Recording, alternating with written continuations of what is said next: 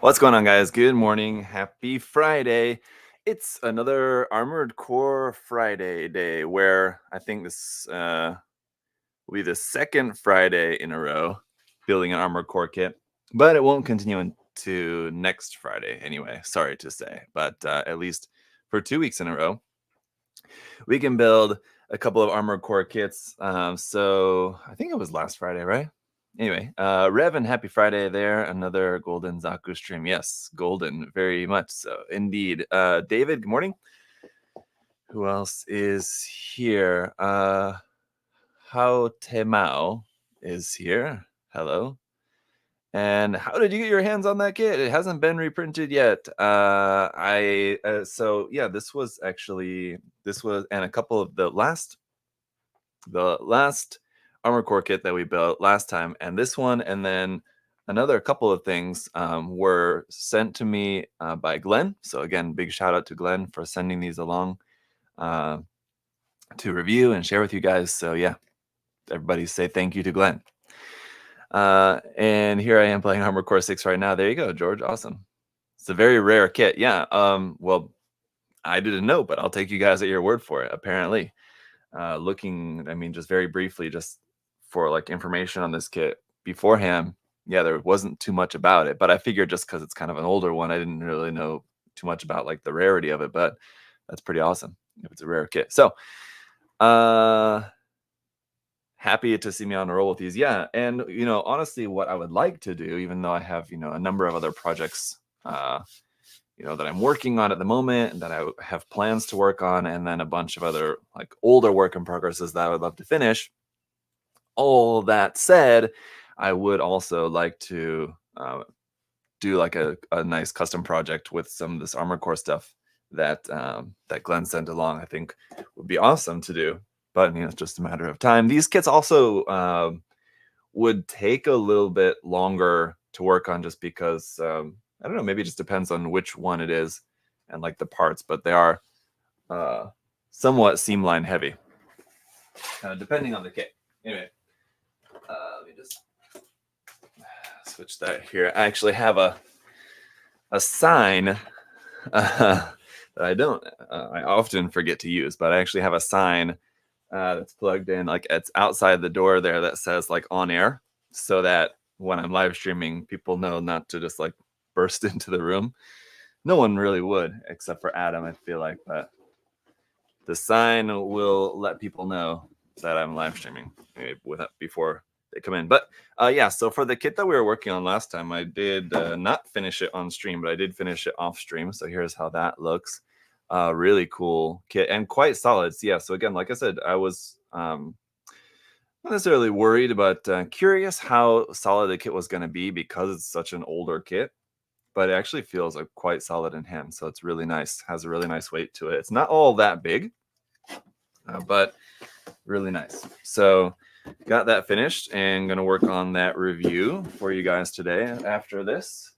And not only that, the other thing, I think I mentioned this last time, the other thing that Glenn had sent, and then along with like some other different like option parts and stuff as well, he also sent the D-style white glint. So I built this up. Well, it's missing the antenna. I took it off just so I didn't want it to accidentally break off while it was waiting in the box for a review.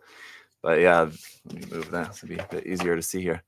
Yeah, the D-style white glint there is pretty cool as well. So I'll be reviewing that guy also. So my goal is after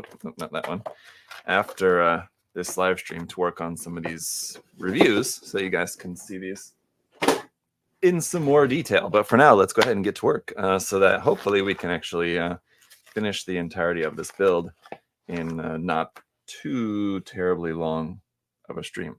That sound good to you guys? All right. So let's get it popping.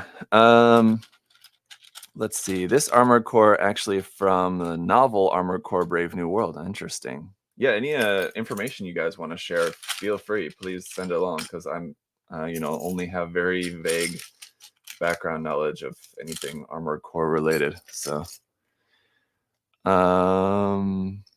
but there's still a treat nonetheless. It's a breath of fresh air from Bandai kits. Yeah, I mean, I feel that, we can't do Bandai kits all the time, and for me too. I mean, like I mean, it's good for you guys, the variety of different stuff, and it's good for me too. If I was just building like Bandai HGs all the time, yeah, it would get boring. As much as I love them, you know, and I could build, you know, a dozen straight, but you know, after so many, it is really nice to get some variety. All right, I think that's all here. So the manual starts off with the arms, so that's where we will start off here too. The Foxeye Jacko's AC from Armored Core Nexus on last drive. Yep. Let's see. Stupid question. Any OOP kit you want to get a reprint? I wasn't sure what OOP meant at the moment of reading that, but I can assume you mean out of print kit that I want to have reprinted. I mean, I'm not sure of any offhand, but like just thinking about like Gundam kits, just because that's kind of the most common one that I hear about the most, that I would be the most aware of, would be maybe like a Master Grade the O. I know is one. I actually have that kit, but I know a lot of people don't, and it hasn't been reprinted in God knows forever. So I think it just, you know, for the sake of everybody else's enjoyment, it would be nice if that kit would get a reprint. The time you spend on these are very gratifying once you've reached the finish line. I felt like this, especially after finishing the Alicia Unsung a few days ago. Yeah. The 100 scale Savior is very nice. Sadly, missed it when I had the chance. That one did get a reprint like earlier this year, didn't it? You're talking about like the non-grade 100 scale Savior Gundam? I believe so, didn't it? I heard MGDO is bad. It's like HG 100 scale rather than a true MG. No, I wouldn't say that at all. I mean, it might be. I might give you the fact that it's somewhat simpler, but I think a lot of that's just due to the size. I mean, it's just a big kit. So I mean, you think like how much like layers of inner frame do you want them to like pack into the inside of that when it's going to be covered up by armor? If it would have been designed something closer to like the Sasbi Verka, where it has like some like kind of armor opening gimmicks where you can see more of like those inner layers inside, then that would have been nice. But considering most of the inner frame is hidden and quite large, you know, the more detail parts they pack onto the inner frame, that's all going to get covered up, just makes it more heavy and it's kind of harder to pose.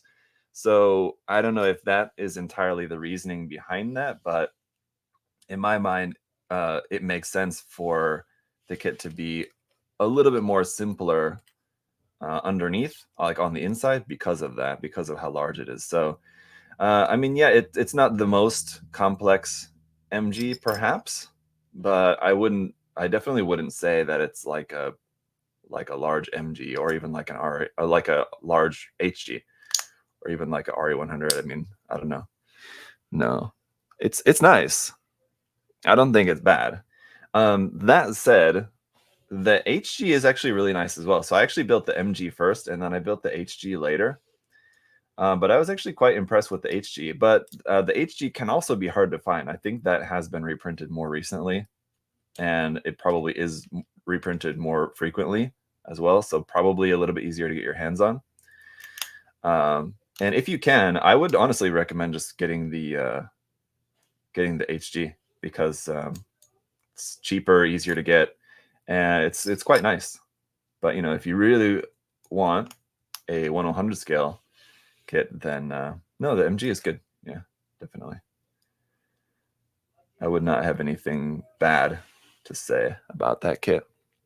There's an SD too, right? Yeah, I believe. I mean, I'm not entirely certain, but I wouldn't be surprised at all if there's also an SD kit of the O, or like an older SD BB Senshi kit would be my guess. But yeah.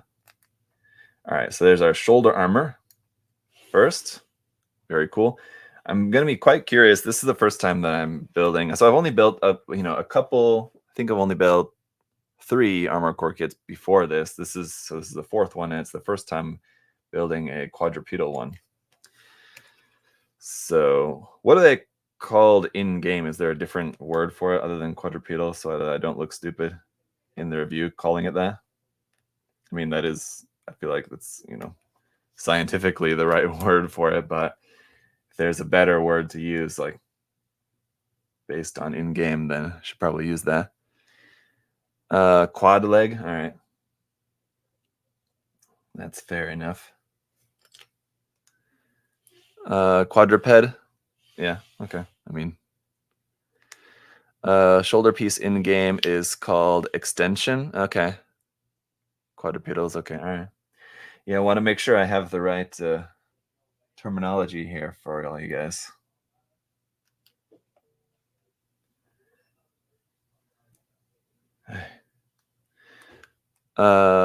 Quads and reverse legs are underrated.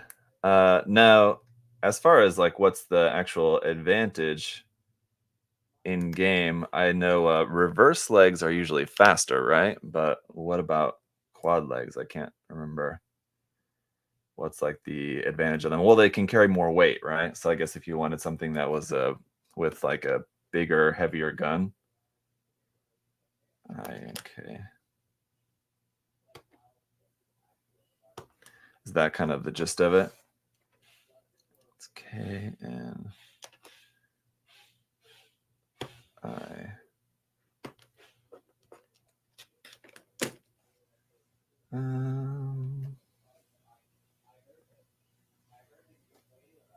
Or where's the other half of this piece? There you are, hiding. Okay. Reverse leg is Shoji Kawamori favorite mechanical design. Is that like the mechanical designer for Armored Core? Reverse leg on previous games are just bipedal without with different status.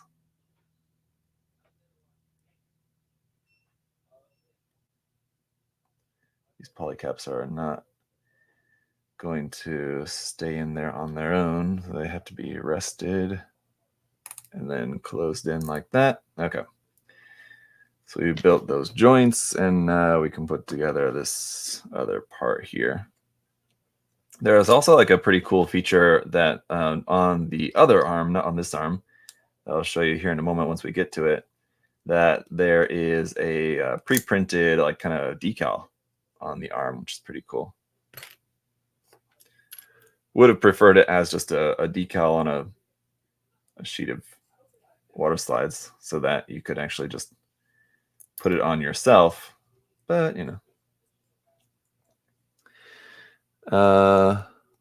John Doe, what's going on? Finally get to catch a live stream. Very nice. Mechanical designer, yes. Shoji Kawamori is one of the Armored Core designers. Yes.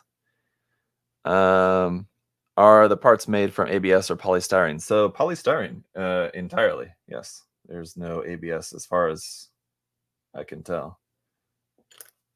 And I don't think there was on the other one either. And I don't think on any of the Armored Core kits, like I said, I've only built a couple. But yeah, as far as I can remember, there's not any ABS at all, actually. So that's good. But yeah, again, I could be mistaken.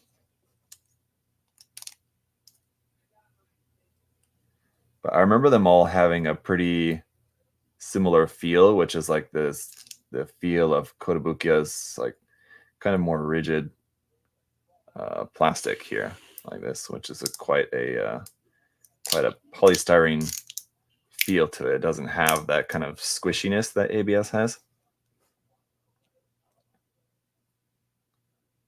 Let's see. Endless Senpai, thank you for your videos. Akko, thank you for watching the videos. It's my pleasure. All right. GPO, my beloved. Yes, yes. I wonder why Kotobukiya never released Anfang. It is granddaddy of Armored Core and iconic in Armored Core series. Even from Soft, bring back the legacy model in Armored Core 6. I mean, who's to say that they won't someday? But yeah, with the new kits coming out, I mean, who knows what we might get here going forward. They've got their new ones coming out, which certainly look quite interesting.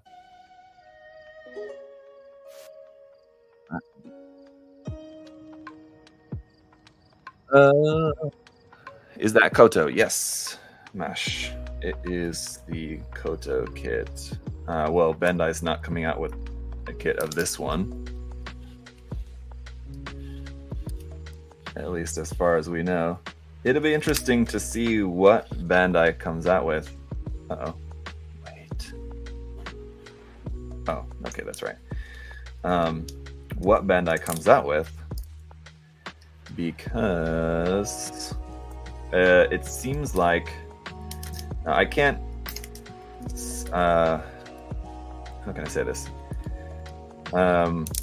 I don't know the exact details of the situation, and kind of can only go off of what I know and kind of assumptions. But we've seen this happen with Bandai with a couple of things, like in recent years, where the rollout of a new kit isn't exactly smooth. And what I mean is that they'll have like a new kit that's hyped up, but then like when they like on the initial release, they like, I don't know if it's intentional or not, didn't have enough of the kit. They didn't produce enough of the kit. So, you know, like for like, so in the case of, the reason I'm bringing this up is in the case of the new Armor Core kits, I don't know if it's just a matter of they weren't expecting as much interest in the kits, but for whatever reason, and this joint part, I'm going to want to glue this because I can tell that polycaps in here is popping the joint apart. So I'm going to, without having to completely disassemble this arm, put some glue on this for right now.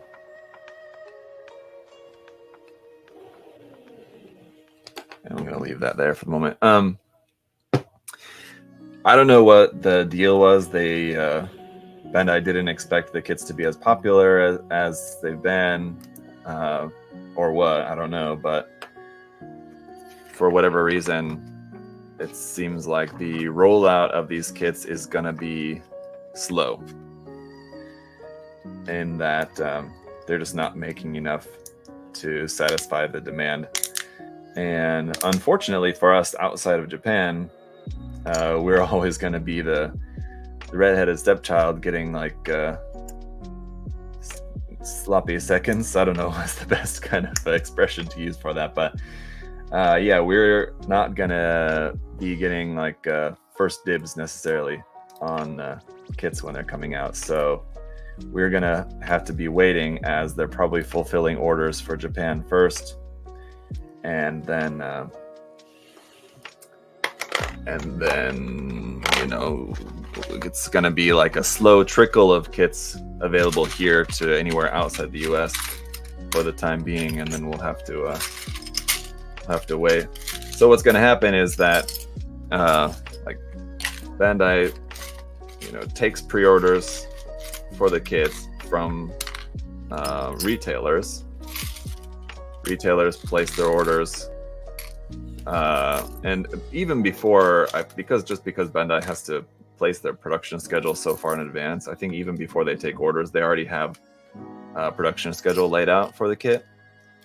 And what happens, and what I'm thinking is what happened in this case, is that they got a lot more interest and a lot more pre-orders than what they had scheduled for production. So they're like, oh crap. So if I remember correctly, I think they had to actually cut a lot of people's orders and say like, well, we're not going to be able to fulfill the entirety of your order all at once, but we will fulfill it. It's just going to take more time. And so, yeah, that just means that it's going to be probably a wait for some people. But that puts, that kind of puts some retailers in a bad spot, because if they've already taken, pre-orders, as some places do. Once you start taking, once you place your order is confirmed, and that that's how many you're going to get, then you can start taking pre-orders on that. But then Bandai comes back and says, we're not going to be able to fulfill all of that all at once, and that kind of puts you in a bad spot. Now it's like, oh, okay, well, you have to then let the customers who pre-order know that, depending on when you ordered, if you got your order in right away, you might be able to get your kit in the first batch. If not, you might have to be waiting a little bit longer. And yeah, that's what happens with kits sometimes, not every time, sometimes. And it seems like that's what's happening with the 30 Minutes Missions Armored Core kits, unfortunately. All right. Oh, here's the pre-printed decal I was talking about a minute ago. Right here on this part, on the side of the arm there, or this side. That's pretty cool. This is something that I think Kotobukiya and also Bandai has done in the past before. I think Kotobukiya used to do it a bit more so with different kits. But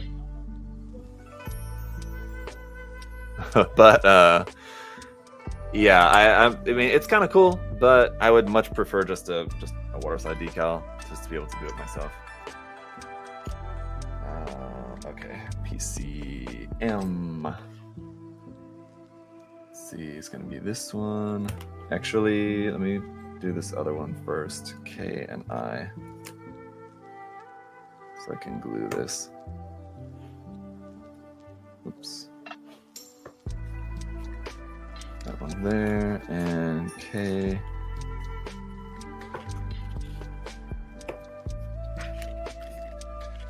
Yeah, I want to, for this joint, just because this, it's like this joint part, which is 2 polycaps sandwiched between 2 pieces here. And just because they're quite small pieces, like the pegs holding the pieces together are just not really long enough to be able to hold the part together. Once there's actually pressure on the polycaps, it pops the pieces apart. So I'm just gonna glue these.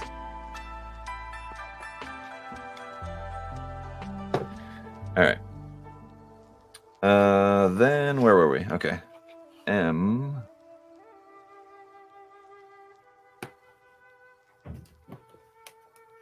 Here. Yeah, it is a nice detailed emblem. Too bad. I really dig the Armored Core model kits. It's just that they're too hard to come by. Well, I mean, that does seem to be changing.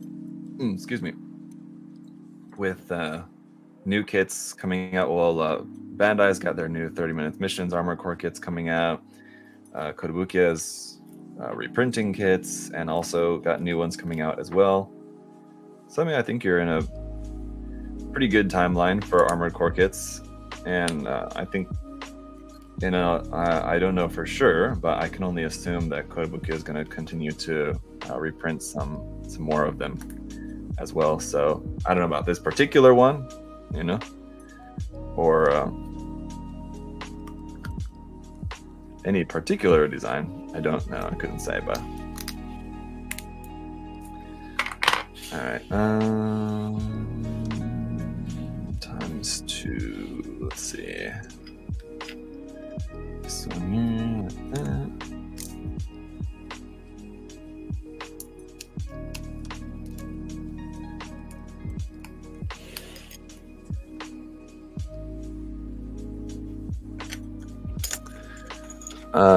Yeah, the glue is optional. I only glued that part just to help those parts from not popping apart, especially for like doing reviews.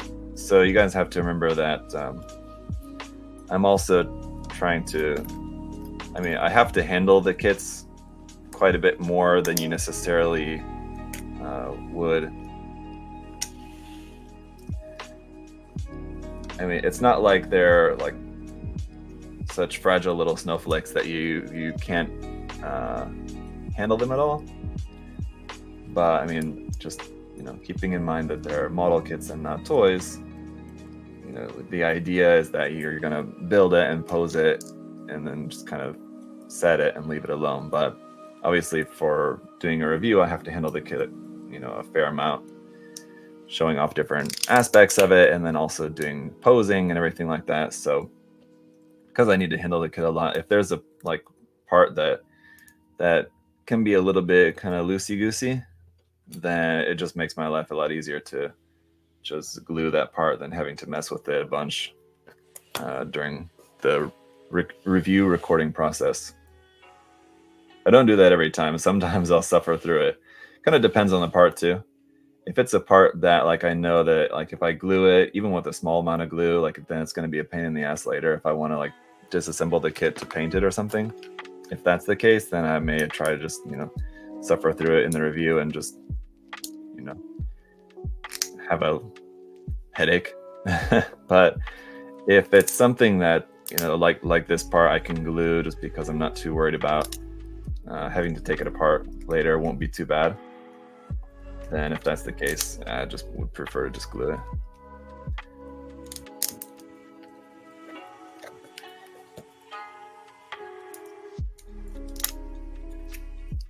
All right.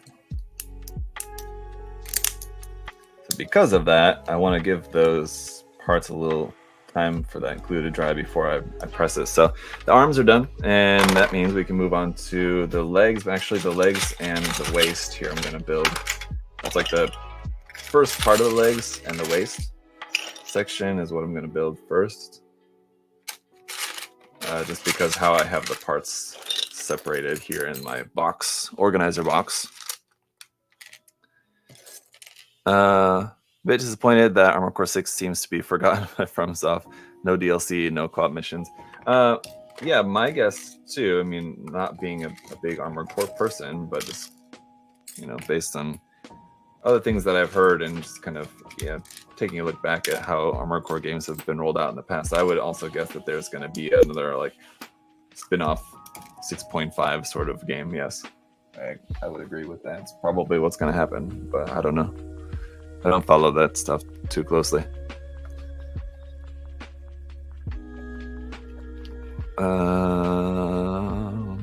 FromSoft always works quietly, Nightball says. Okay.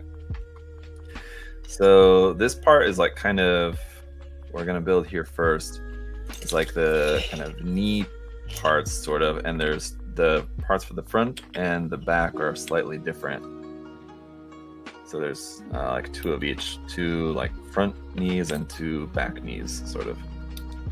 Back knee. Right. And then I'll put together the waist parts because like I said, I have them here just because that was where they best fit into my organizer box. Got that there, and then these parts here, they don't need to go in any particular order, do they? Let's see. Come on.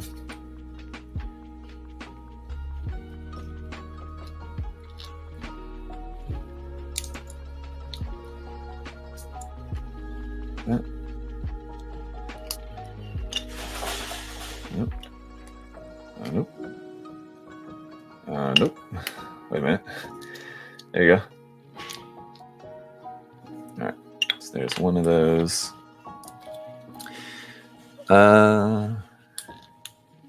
You guys in the chat are discussing Armored Core games, so I can't really weigh too much in on that, unfortunately. Let's see, I think that's it for that though, right? Yep. And for these other ones, just has the pieces on the back. Okay. Generation 3 had 6 games if you count the portable. Yeah. Whew.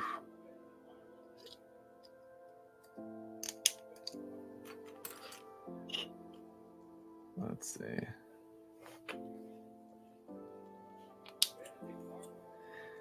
For those of you guys who are young at heart, or I guess I should say, not the fantastic Star Wars series, but those of you guys who are preparing for Halloween, are looking forward to Halloween coming up. I, of course, have young kids, so we will definitely be going trick-or-treating, but with like a little bit of what do I want to say, like trick-or-treating for us this year is gonna be a little bit bittersweet because we have neighbor friends. So we have like two in our neighborhood, like two neighbor friend houses with kids of similar age that we hang out with from time to time. But over the past kind of 6 months to maybe more, and then kind of recently had a falling out with one of the houses of friends, and it's very unfortunate and it's really a shame. It's not I mean, I don't know, it's a sad situation, but anyway, it's just unfortunate. And so yeah, we won't be able to trick-or-treat together with them this year, so it's kind of a sad state. But we have the other friends that we'll be trick-or-treating with, and so, you know, we'll make the best of it. But it is unfortunate. It sucks, you know, like I feel like pretty fortunate that in like the entirety of my life there's been like very few circumstances where like I've had any kind of falling out or like lost friends, right? But it really sucks when it happens. Like, I really don't like it. It's just, especially if it's people that are like you know, friends that you're like gonna see often, or like especially because these neighbors like live right across the street from us. In this case, it's like a particularly like kind of, it's just shitty, unfortunate situation. But yeah, it just like sucks when you lose friends, especially when it's for stupid reasons. Like any situation that I can like I said, I've only had this happen like a couple of times, but every time it's just been for like something dumb, and it wasn't by my choice. Like I don't know. Anyway, unfortunate is all I can say about it. Hurricane reason? No, not anything hurricane related. Actually, it was just like right before the hurricane, which kind of sucked.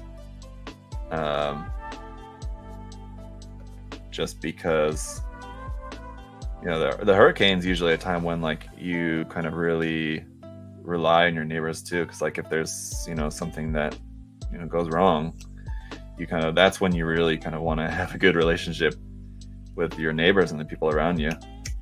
And like I said, for our side of the situation, like myself and my wife, like we're fine. We don't have a problem. It's like them that has a problem. And so like, I don't know. I wanted to be able to be there for them if they, you know, unfortunately we didn't need anything and they didn't need anything. But like I wanted to be able to be there for them if they did need anything during the hurricane. But like, because they kind of put everyone in that kind of situation, it's kind of like, I don't know. Hope they don't need anything, because it's going to be kind of awkward. Hopefully something can resolve it. Well, you know, David, that's my hope as well. And like I said, it's not like if they came to me and said, you know, look, we're sorry this happened. We don't want things to be this way. I would be like, cool, I can get over it. I think my wife is going to have a harder time getting over it, because she's been like, just really torn up about it and just really unhappy about the whole situation, and kind of blames them, and, you know, understandably so. But I'm a much more forgiving person, I think, than she is. So yep. Anyway, so I'm looking forward to Halloween, but because of that, I'm, you know, a little bit kind of little bit of a downer on the situation, but hopefully it's just a fun time and the kids have fun and, you know, otherwise uneventful. I'm not expecting to like, we're gonna go outside and they're gonna be like wanting to start a fight or something like that. Not expecting anything like that. I'm just expecting like, you know, we're going around the neighborhood and like run into them might be kind of awkward. And like that I'm kind of hoping to avoid, but you know, it is what it is. So I think if anything, like I said, it's going to be at my family and this other family trick-or-treating together, and they're going to be by themselves. So if anything, if like we kind of see them in the neighborhood, honestly, kind of just feel bad for them that then they're just kind of by themselves, because we're, you know, doing a group thing and having fun and the kids are having fun. The way I see it, especially in like when it comes to like your family and, you know, the people around you in your life, even your non-family, just like neighbors, people in your community, it's so much more beneficial for everyone involved to have good relationships with people. And so that's why I feel like I'm like a much more forgiving person too about that, because it's so much more better. It's just better for everyone that people like get along and have a good relationship, especially for the kids.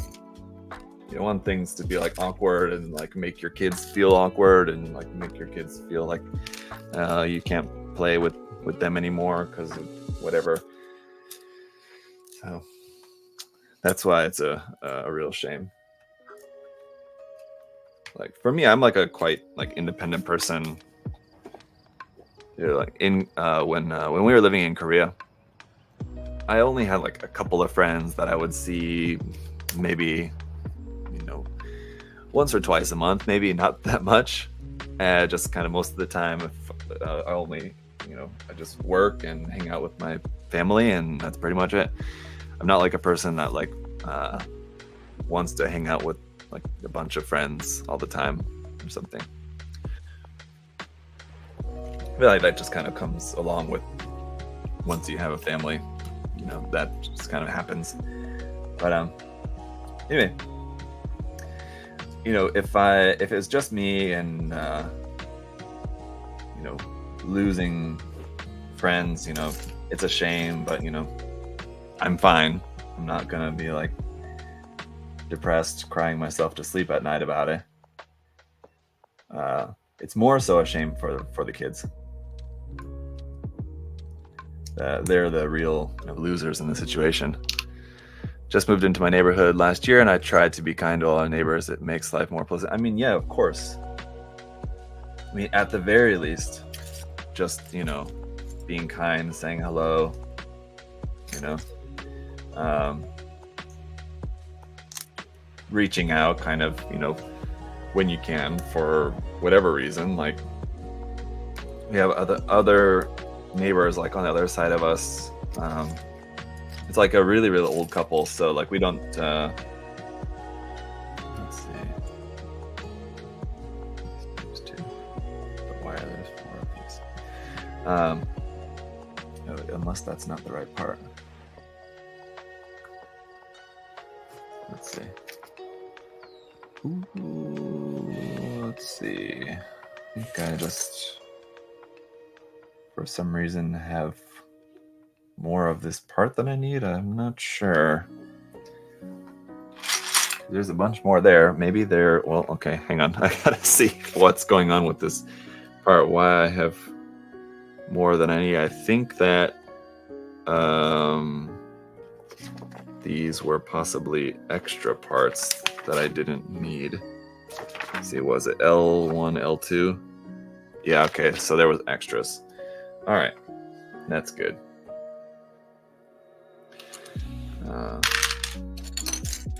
Anyway, yeah, like okay, so our neighbors on one side of us, it's like just a really old couple, and like before and after the hurricane, and like so we're friendly with them. Like we don't like hang out with them, but we're friendly and we talk to them when we see them, and like they talk to their kids. They bring like at holiday times, like Easter and stuff, like they'll bring over like little Easter basket for our kids, things like that. It's very cute.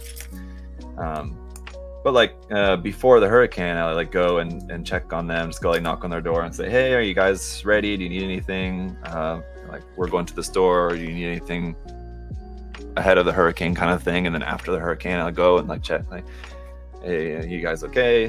Everything all right? Did you need any help with anything like that? Especially because they're older too. But like just stuff like that. I mean, like it's a really good for just your life to do stuff like that for people, especially if they're living right next to you, right? What do you think the next MGRG Gundam is gonna be after the Vidar? Yeah, I don't know. That's the question. So I mean, it's very unlikely to be anything else from Iron Blood Orphans right back to back like that, especially considering the fact that there was such a long gap between getting the Barbatos and the Vidar. I mean, I think we probably will get another master grade from IBO, and I don't think it'll be such a long gap, because how long has it been between the Barbatos and the Vidar? Something like 5 years or something. So I don't think necessarily that it's going to be like another 5-year wait period. Possibly it might be sooner, but it's definitely not going to be back to back. That's my anticipation for that. But as far as what it might be, I mean, I have no idea. Who knows? I mean, if past is prologue, it's probably gonna be maybe like another 2.0 or something. Probably not gonna be another just kind of like standard release, original release, either some kind of like another like 2.0 or 1.5 type of kit, something like that. That would be my guess.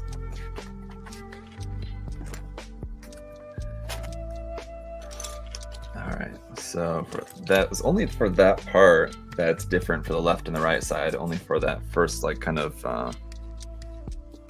this would be sort of like the hip joint part.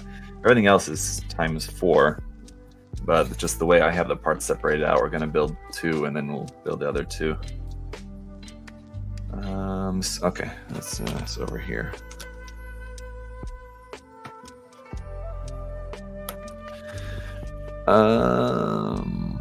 MGGPO1 2.0 Verka. I would love that.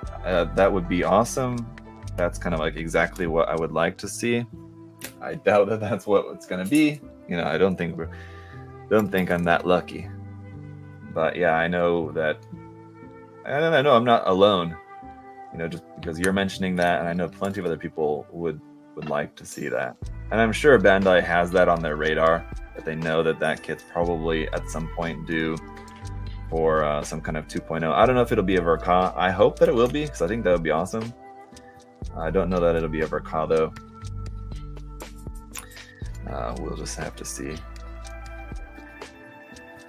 How many MGs ending up on the web shop? Yeah, I mean that's also very true. Let's see.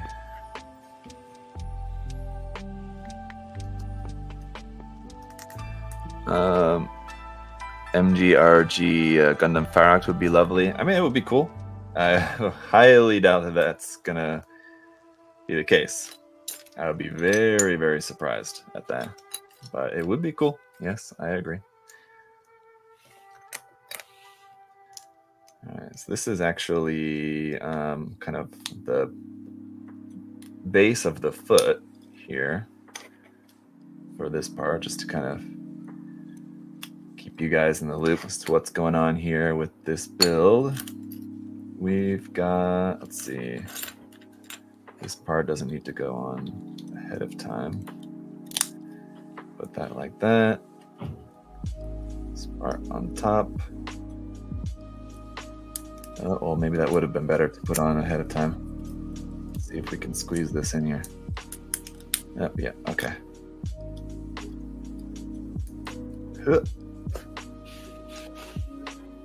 Pop in there. There we go.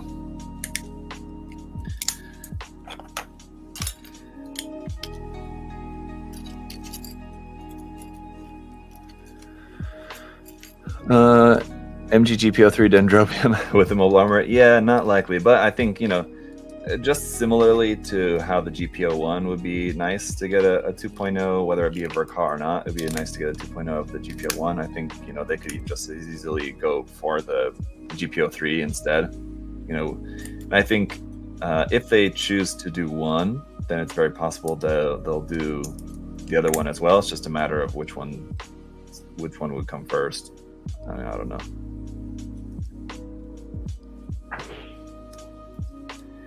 Honestly, I mean, like, obviously, just in terms of like the numbering, it would make sense for GPO1 to come first, and then they make their way to the 3, probably skipping over the GPO2. I mean, I'm not sure, but I would be kind of surprised if they were to make a 2.0 of the GPO2, just because it's not a protagonist suit. It's obviously like really iconic and, you know, quite unique, and it's probably pretty popular, but not being the protagonist suit, I think, means that it's probably less likely than the GPO1 and the GPO3. So yeah, who knows? Forgot the MG Delta Plus exists. Yeah, the MG Delta Plus exists. It has a bad rap, but I think it's a great kit. I love that kit. It looks fantastic. And at the end of the day, that's the most important thing for me. It's a really cool looking kit. It's just a cool design. But yeah, the kit is nice, I think. But you spend some time online, you probably will see a fair number of people having different opinions.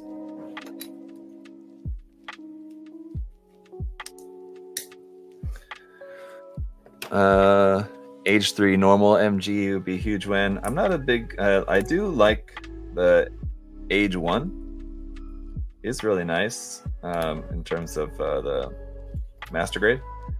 Not as big of a fan of the age 3 design, but still, you know, if it's anything like the age 1, it'd be a great kit. All right, I got a phone call here, guys. Well, I did.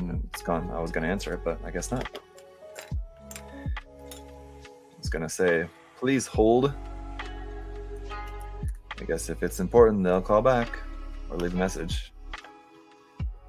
All right, so there's our kind of the start of the feet here, but we're gonna have this other part that goes on the top of that. Oh, actually, and this part goes on the inside here too.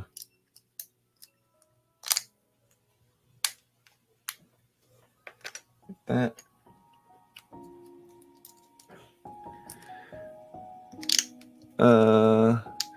Need to round out the set for age, despite age 3 sucking bad. Yeah. I mean, especially after they had the prototypes for the age 3 normal and the age FX, right? That's the 2 MGs that they had prototypes for years and years ago that ended up getting canned. I think it was those 2, right? So yeah, it would be cool. It'd be cool to finally see those get their day. I think that's right?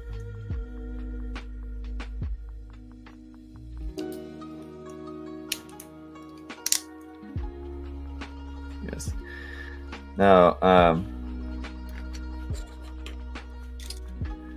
making pretty good time on this one. I feel confident that we should be able to finish this guy on this stream. That, and if you guys remember, if you tuned into the previous stream, you remember that we started off building the torso on that kit, and the torso was quite complex. It had a ton of parts on it, so it took forever. I don't want to say very different, but this one is definitely much less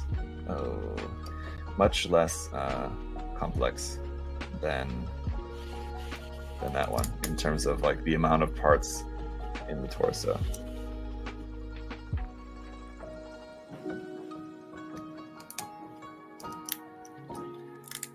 Let's see, so we got all that.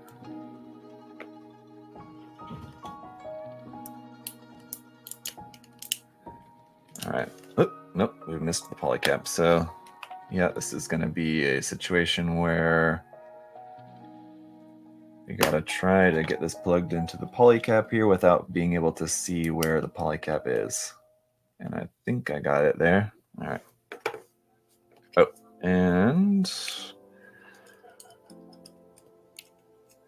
let's not forget that we also have the part here for the bottom of the foot. Like that. All right, there we go. There's that.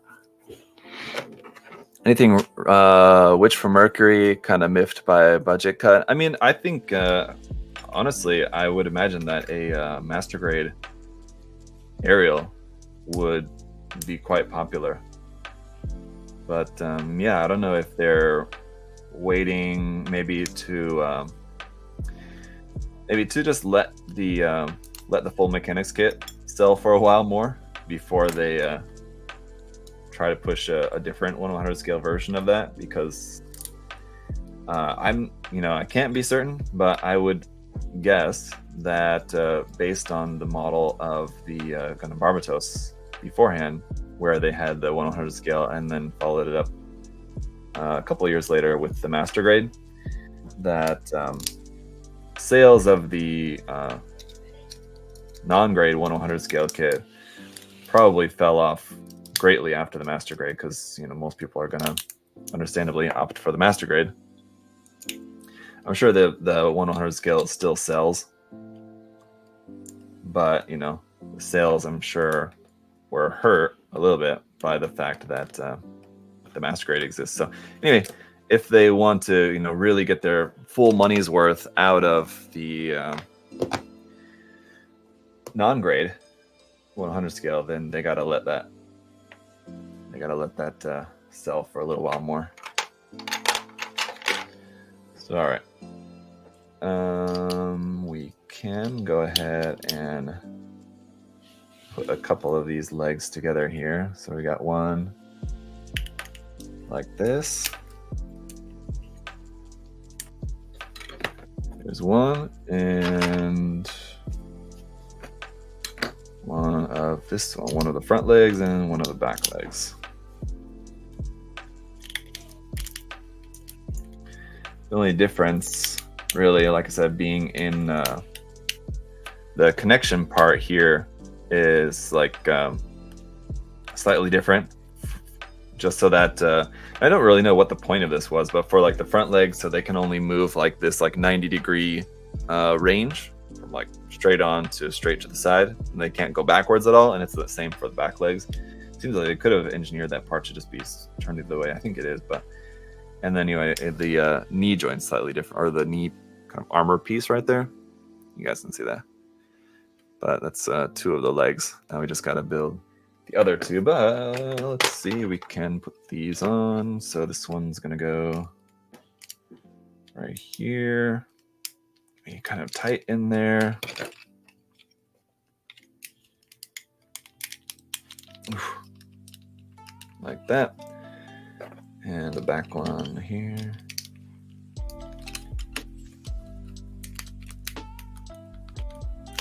Yeah.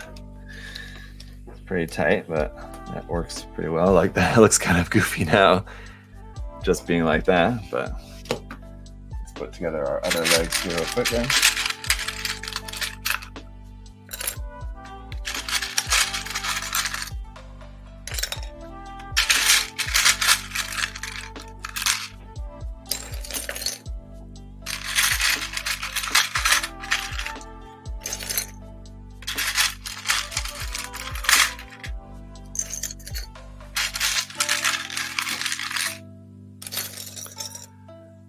Half a quad leg, yeah. So he's technically bipedal right now, temporarily.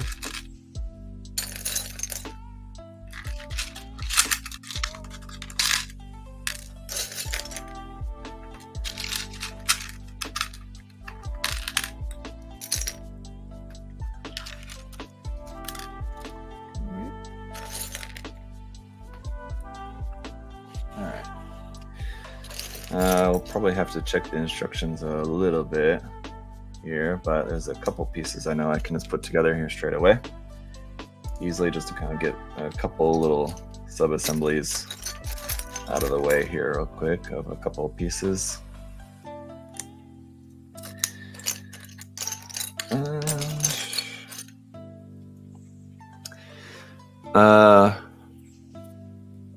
I'm mostly sure that this is the first ever YouTube content of the Crest Delta version.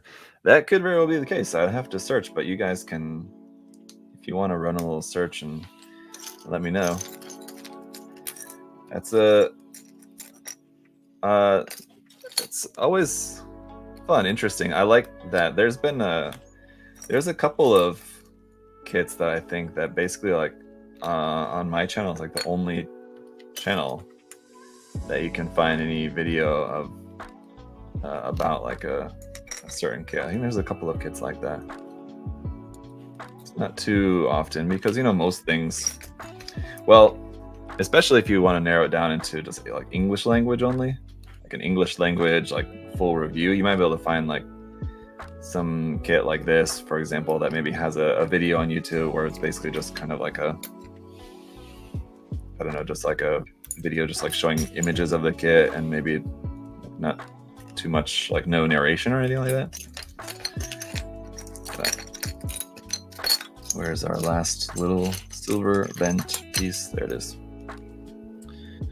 Armor Core doesn't get a lot of love. Yeah. You're also one of my very few channels that covered the monument repair site. Well, to be fair, I got an early version of that, so it could be that just I was, you know, I'm currently one of the few channels that has a video out on the monument. Now that it's like out everywhere, you're probably gonna see like a couple more videos, like more than a couple. I'm sure you'll see more videos about the monument, like over the next couple weeks probably. But I got mine early, so I was able to definitely be one of the first people to review it, but I'm certain you'll be able to find more later.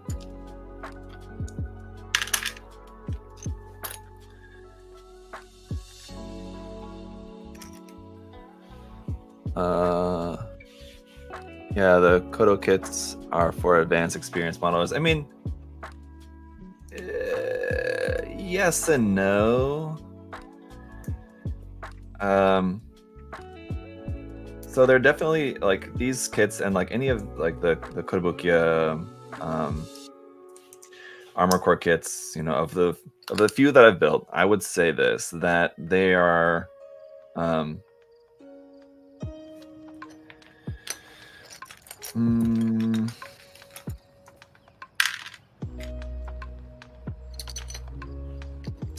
don't want to say. I would not say that they're for like experienced or advanced modelers. They're not as if you've only maybe this is the best way to say it. If you've only, you know, built, you know, primarily Bandai model kits and you're, you know, fairly inexperienced perhaps, then in that case, let's see, actually, hang on. Wondering if I may have put that part in on there upside down. I think maybe I did, but I don't think that it actually really matters. So it's okay. If you are, I forgot that part too. Yeah. I don't know. Anyway, you might find these kits to be, you know, slightly more challenging, but honestly, there's nothing really more challenging about them. I mean, it's just the kits will have like a little bit different feel to them, basically, than Bandai kits. And like you saw a moment ago, I opted to glue that part, but it wasn't like a requirement by any means. You could have easily gotten by putting this kit together and being perfectly fine with it without gluing that part that I glued in the arm joint. And like I was saying before, the other one that I built last week, I was actually surprised at just how solid that kit was actually.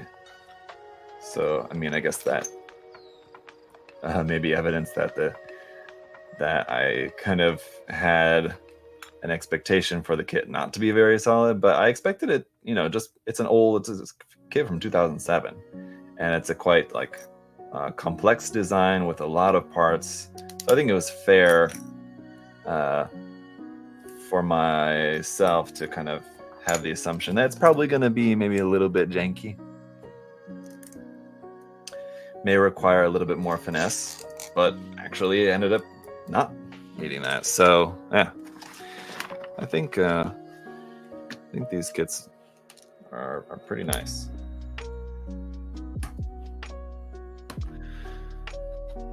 They aren't fun. Well, that's another tough one. I get what you're saying, and like I kind of might agree that they're not fun in the same sense that Bandai kits are fun, and I think that's just because like I said, they're just kind of a little bit different feel to them, that they just kind of take that little bit more kind of effort to them, and they're not like a Bandai kit. When you put it together, it's essentially like a toy, and yeah, these aren't exactly like that. So yes, perhaps.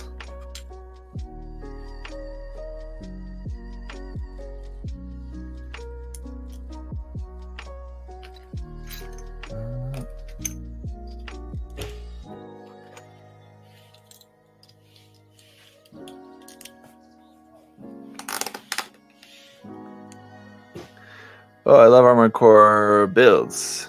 Get out of here with that hate. Who's hating? Maybe they improve their re-release kits. I mean, yeah.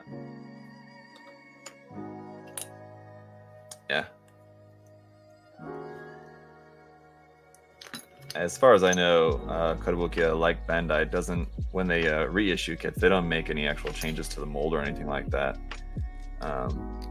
If anything, they might just include something more like, you have like the Zoids Marking Plus kits, for example, just like include decals that the original release didn't include. But that's going to be pretty much about it in terms of any like changes to the kit.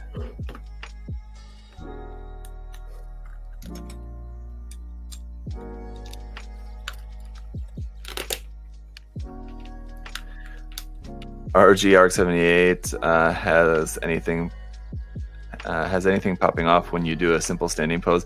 I mean, yeah, there's, I mean, and consider that the RG-ARC-78 came out after this kit. What year did this kit come out, actually? This is also 2008. So yeah, 2008. So just a little bit before the release of the RG-ARC-78 too. I mean, they're kind of hard to compare this kit and that kit. I mean, they're very different in terms of just the scale, the complexity, and everything like that. The size of the kit. I mean, the RG Gundam is quite small. And there's a lot packed into it. And like I said, in that review that I did, was it earlier this year or last year? I think it was earlier this year. In my kind of retrospective review of that kit, yeah, I talked about how it seemed like Bandai was just a little bit kind of overly ambitious with that, trying to pack a little bit too much into it, that I think they honestly could have had a kit that was just as impressive, and maybe would have made it just kind of a better, more solid overall kit if it was, you know, just slightly less complex. You know, the maximum complexity, I think, is what they were going for, but honestly probably would have made for a little bit more enjoyable kit had they just kind of toned it down a little bit and just kind of kept it, you know, a little bit safer. But, you know, they wanted to flex and show off what they could do, and that's what they did. So, but I think that was why that kit is definitely a little bit janky for sure.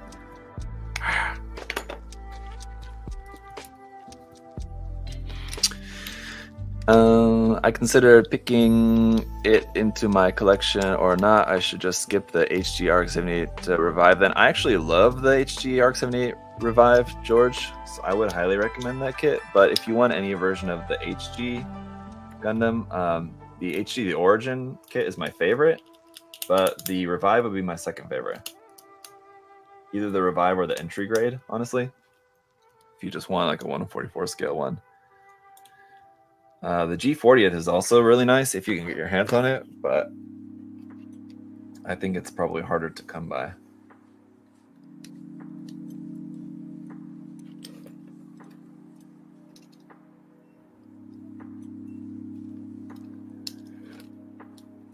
Bandai always use RX-78 to flex their technology. Yeah, of course, because it's the Gundam. So I mean, like when we get a new line or like a new version of the Gundam and people complain like, oh, another RX-78 too, but like you have to remember, like it's the Gundam, so we're always going to get more versions of it. And yeah, you know, it's kind of going to be like the one, whatever kind of new version of the RX-78, especially like we saw like with the Perfect Grade Unleashed, and now like with the RG 2.0, it's going to be the one that's going to kind of like set the trend for, you know, much of what we're going to see coming out after that. So think about it, like the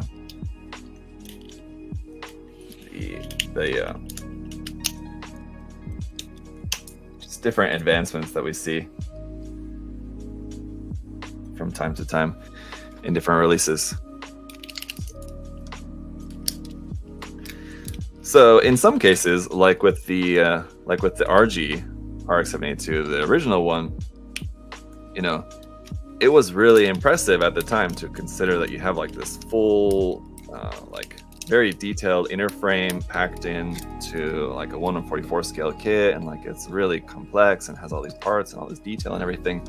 Really impressive. But you know, it does suffer a bit because of that complexity.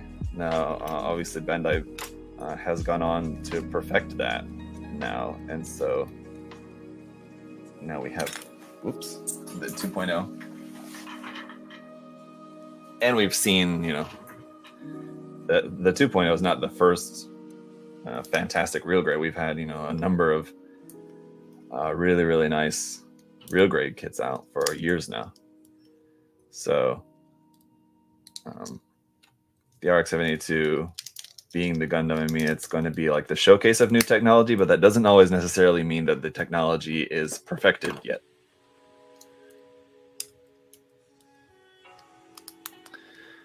Quad leg looks really good now. Yes, I'll show it to you. I have more here in just a moment. Just gonna finish putting these parts on. These stompy parts.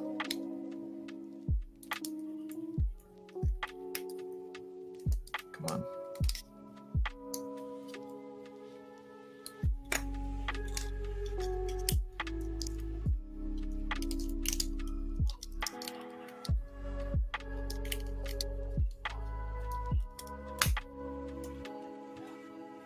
All right.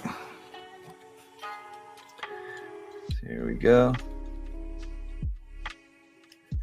And then yeah, after this, let's go and get it on with the torso so that we can put the arms on, then we can have the full body experience. But let's see, usually I think looking at the photos, like the back legs were like a little bit further back, the front legs were like a little bit more kind of tilted upward there, something like that. This is going to be what's going to be a pain in the ass with this kit is trying to pose it in a way for like all the legs to be on the ground. Like that's the problem when it comes to quad leg kits like this. It's always, posing can be quite a challenge because it's just more parts you have to try to get all lined up and everything. But it looks very cool. Here's our two big shell parts for the torso, and kind of everything else are the little small bits here.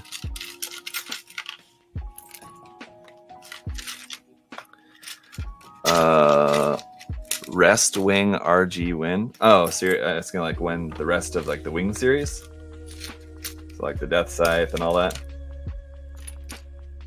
I don't know.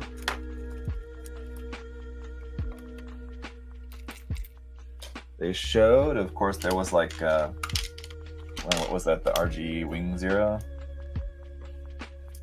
came out at first. They had like that image kind of showing like, here's some of the other possibilities. Like it was just like silhouettes of some of the other Wing Gundams that could be coming out as possibilities. And I think it was just kind of mostly just to kind of show off, here's some other things we might do, but I wouldn't hold my breath on any of those necessarily.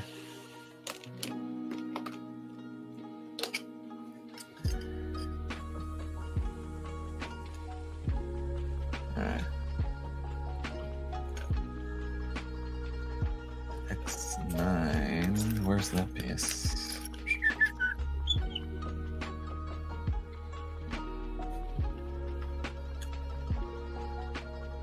What?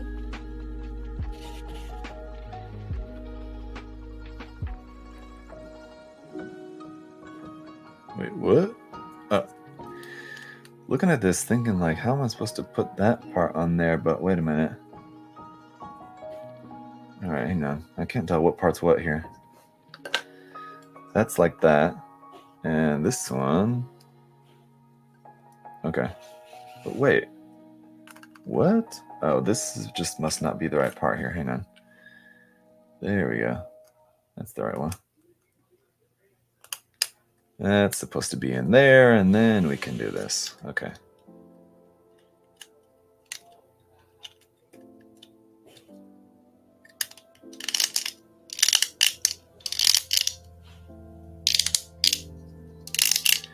Oof, gotta love that plastic creak.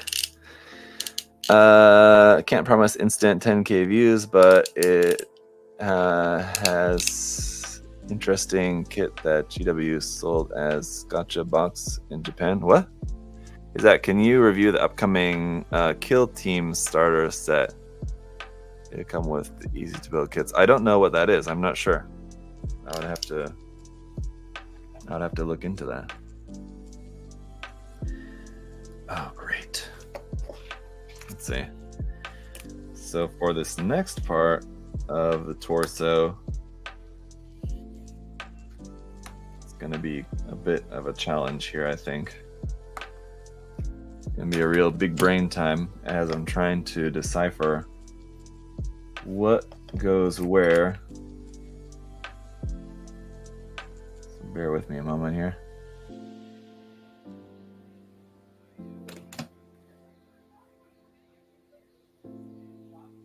Wait, hang on.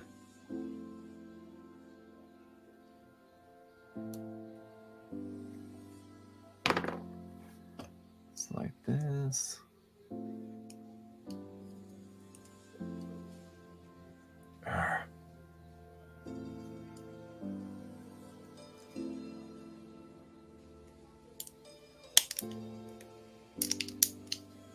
Okay, there's that. And hopefully there's not a particular order to how some of these parts go on, because I'm just going to be like putting them on wherever I can. But it's I'll show you what's going on here in the manual here in just a second. And why it's sort of challenging. But not necessarily challenging because of anything to do with the kit. It's kind of more so just kind of my fault. Where you look here, let's see, where are we? Right here. So here's the torso, and it's got like 1, 2, including the polycaps, 1, 2, 3, 4, 5, 6, 7, 8, 9, 10, 11, 12, 13 parts, all just kind of like connect all these parts all around onto the torso. And the problem that I have is that I've got all these parts just laid out here. I don't know which one's which, so I have to just kind of, it just takes a minute to like look at the parts and be like, okay, wait, is that this one? Wait, yes, okay, that's that, and that goes here on top of there like that. So yeah, anyway, it's just gonna take a minute here to figure out what's what, but it's okay.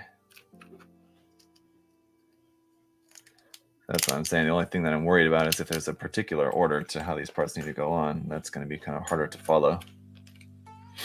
Mm-hmm.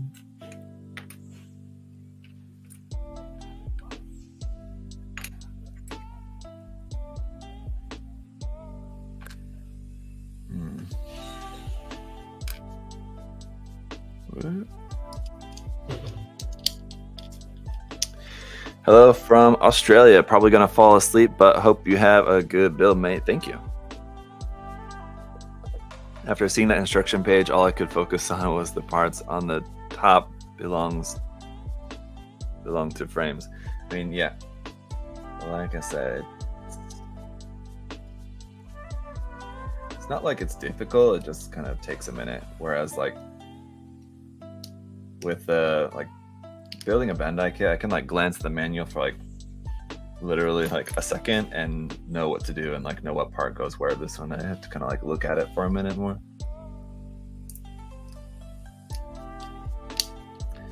So yeah, especially because I can't find, what's that one? W1. Where is that?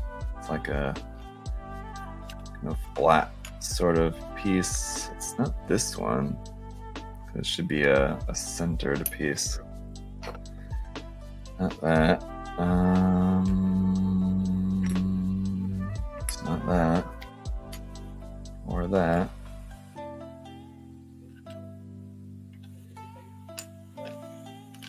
Where is it?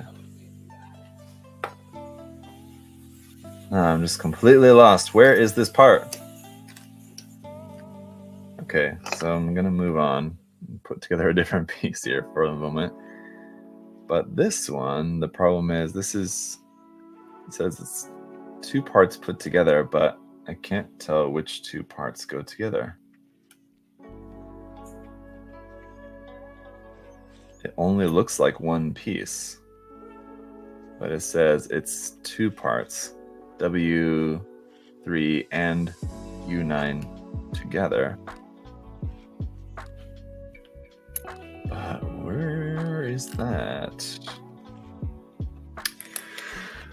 All right, I'm gonna have to look back at the parts list to figure out which part's which. So it's the U9. Okay, that's that one. And then W3. Okay, it's a little teeny tiny piece. And where might that go? Oh, okay, I got it.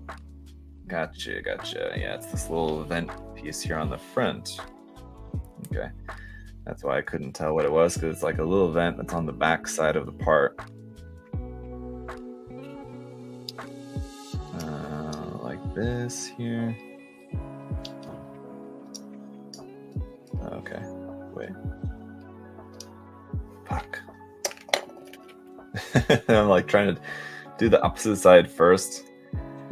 And it's just kind of a little too much, a little too big brain for me at, what is it? Well, it's 10:30 in the morning. I should be able to keep it together a little bit more than that. But all right, so there's, I got all that. Just the only thing left is that one piece that I cannot seem to find on here, which is W1. It's not necessarily a big piece. I mean, I can see it pretty clearly there, exactly what it should look like. So it should be silver. Okay, well that helps to narrow it down, at least knowing what color it is. Here it is, right there in front of me the whole time. Okay, so yeah, at least knowing what color it is. That's why I always say like that it's always helpful when the manual's in color. It makes those situations where like I'm looking for a part and I can't figure out which one it is like just like not immediately apparent to me. If the manual is in full color, it just makes it so much easier. So, okay, we got these guys here up next. This one's gonna be like that.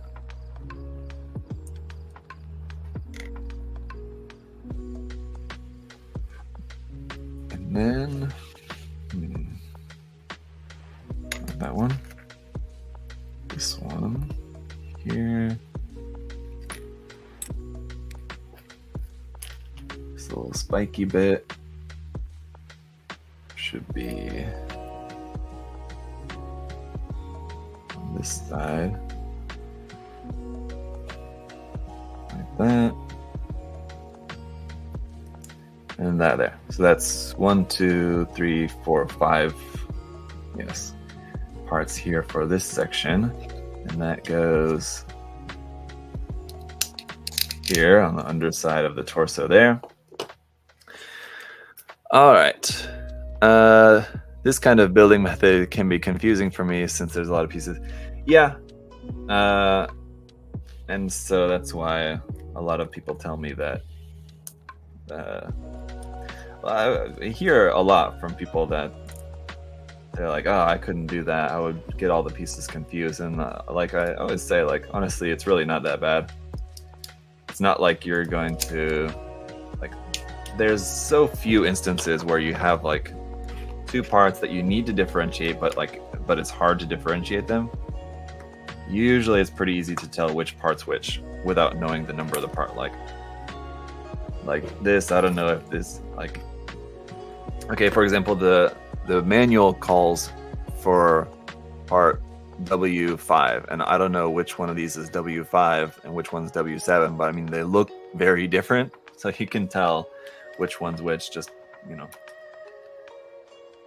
by looking at the picture. So it's more, so like, I guess building in this way, you're less relying on like knowing what number like any particular part is. You're just kind of just relying on just looking at the picture. So I don't think it's that complicated.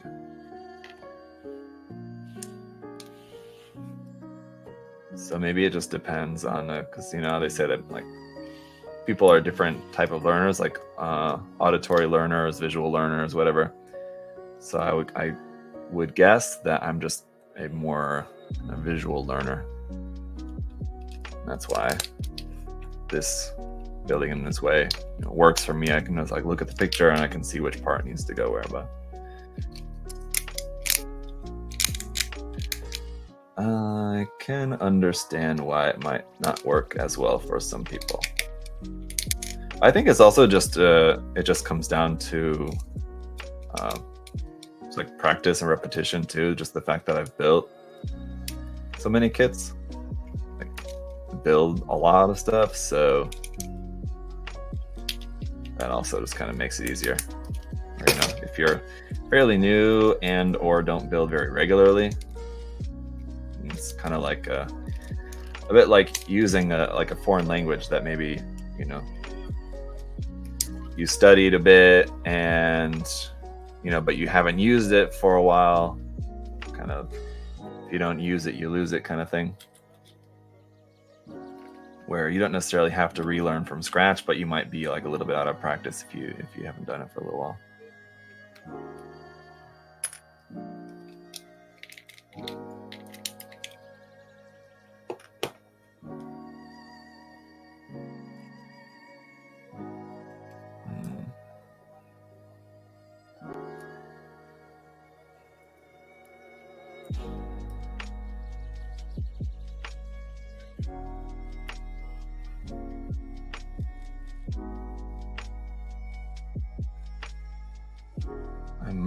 Let's see how this part goes in here. I might opt to glue this part here for the little gun on the chest as well. I think it'll be okay. And I think that's it for that step. We're getting there. We're almost done with the torso here. All right, now for these, let's see.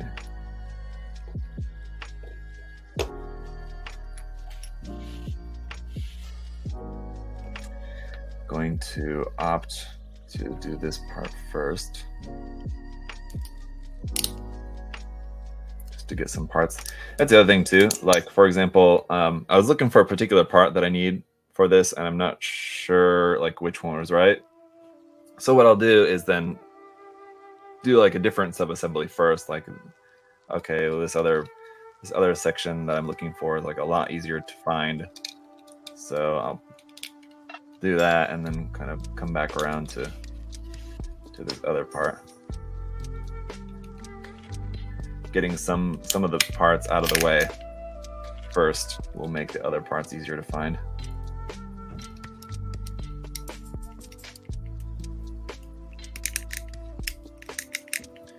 Get up in there, you. Get up in there.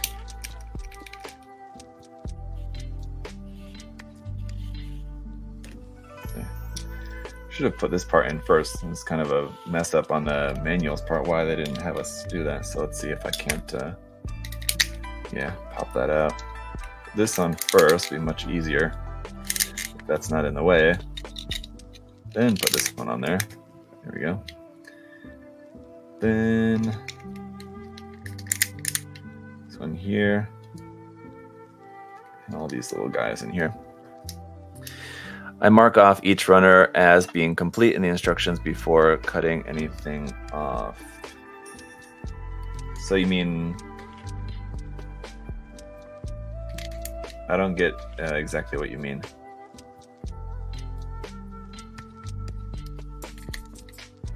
I think I do, but I think I probably get it, but I'm just like a little bit unclear.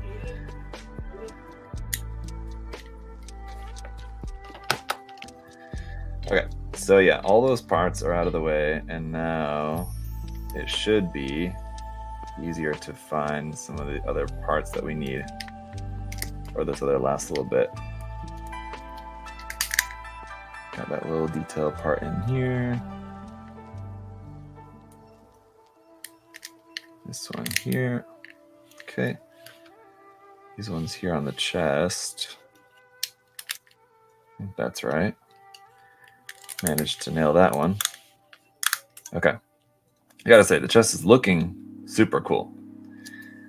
Oh, right. Okay. So just kind of didn't think properly about this, but this one goes here on the back. And just like with the other one we built the other day, this one has a kind of little opening gimmick here on the back side of the torso, which is pretty cool. So yeah, again, save me the embarrassment, guys, of saying the wrong thing in the review, but like here on the back side of the torso and with the other one as well, those things open up. It's just like thrusters, right? It's not like any weapons or anything. Like here as well, these parts on the back open up. Let me show you. So this is the top of the torso. I know we're zoomed in really close, but here on the back side, these little doors pop open here, and on the other side here, like that. Pop open like that and close up. That's just like a kind of boost sort of system, as it were, right? There's our torso on, and overboost feature, I think. I could be wrong. Oliver says arm and arm.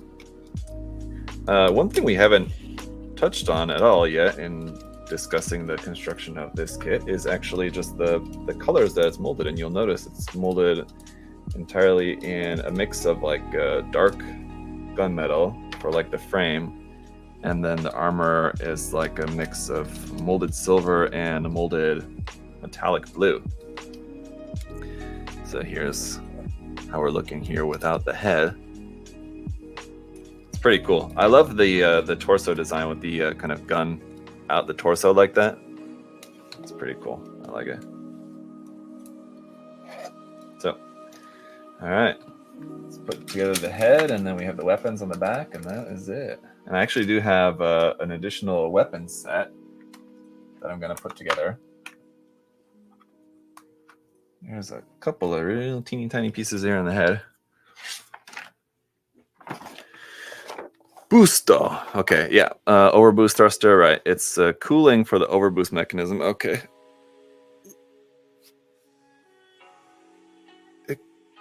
It can still hear its sound in my head.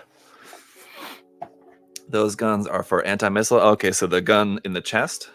Let's see, overboost. The chest in-game is the earlier design that have less feature. The gun, so the gun in the chest is an anti-missile.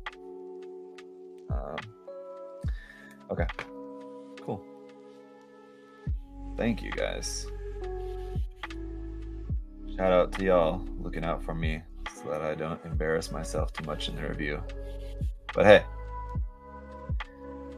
like I always say, I'm just here to review the model kit and not to talk about the lore and whatever else. But, you know, is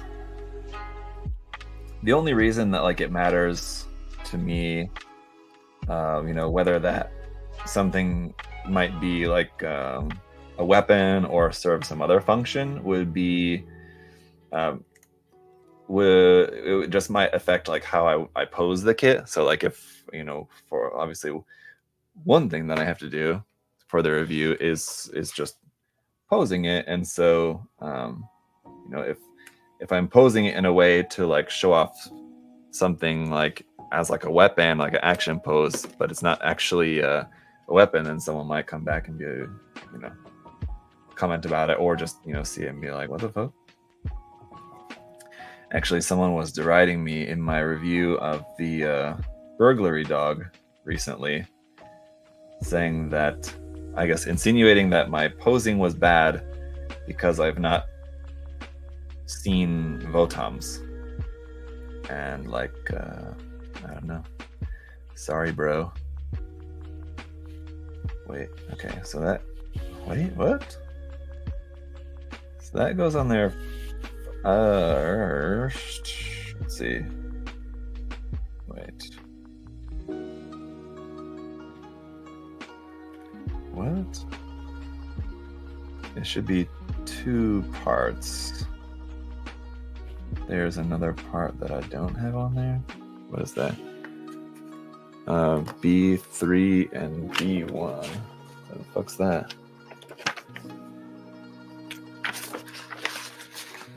Let's see.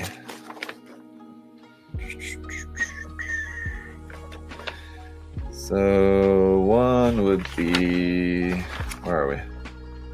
A O1, B3, O1, B3. Oh. Would be, what color is that?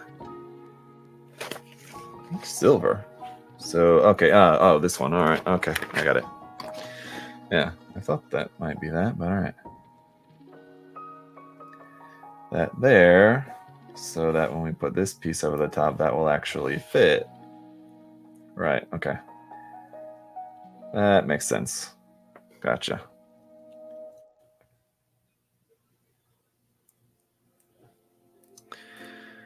What is next figure eye? What if the next figure eyes is Primaris Intercessors? I have no idea what that is. Sorry. Yeah, it's down to the rule of cool for sci-fi model kits. Yeah, that's, I mean, hey, you said it best. I don't know if you're exactly talking about the same thing that I was just talking about a moment ago, but yeah. I mean,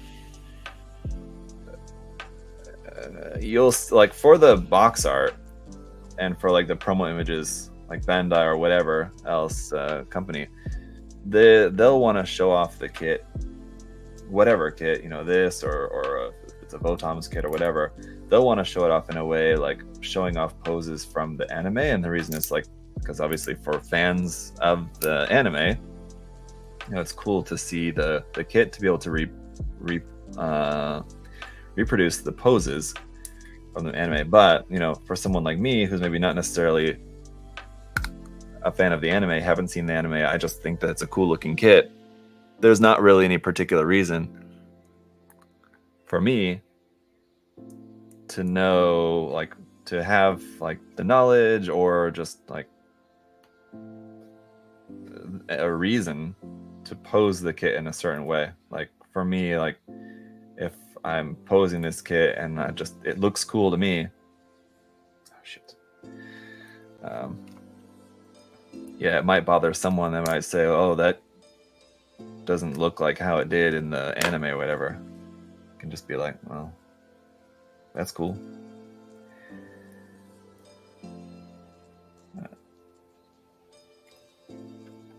Forgot these little teeny tiny parts inside the side of the head there. Fortunately, it's an easy pop off and get those in there.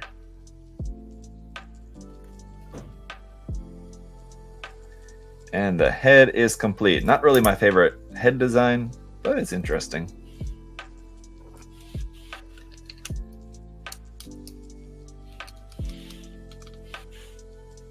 Anything useful to know about that head design there?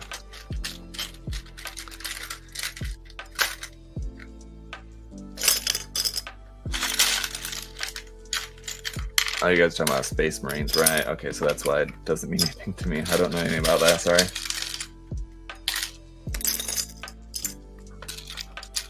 So we have the cannons here, which are the part of this kit. But I've also, like I said, I've got another weapon set that we can put together as well. So get to that here in just a moment.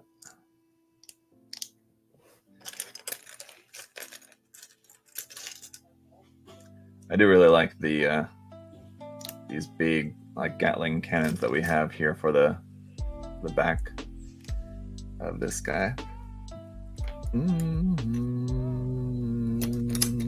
Where'd that other one go?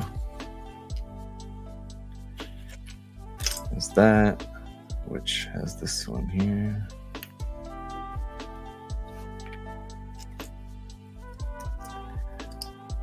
Yo, is this a MG sized non-Kodo kit? This is a Kodo kit, which is like kind of smaller than MG, sort of.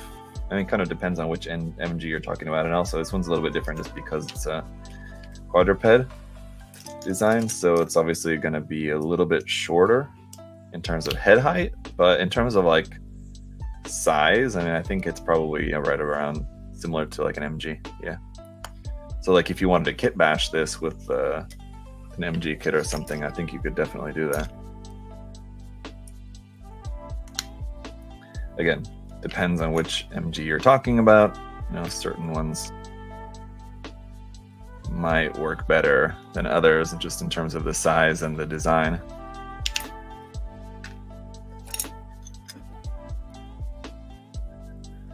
Zach, did you hear Alien Romulus is getting a sequel? I did not.